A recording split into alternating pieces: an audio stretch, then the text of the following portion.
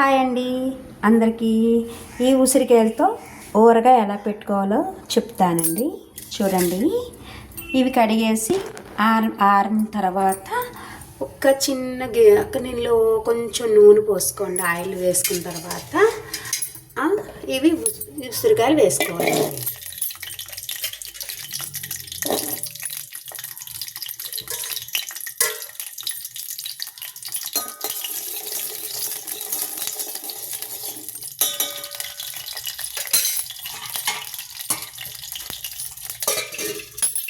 ఒక 5 మినిట్స్ అయ్యిందండి, మగ్గిని కదా.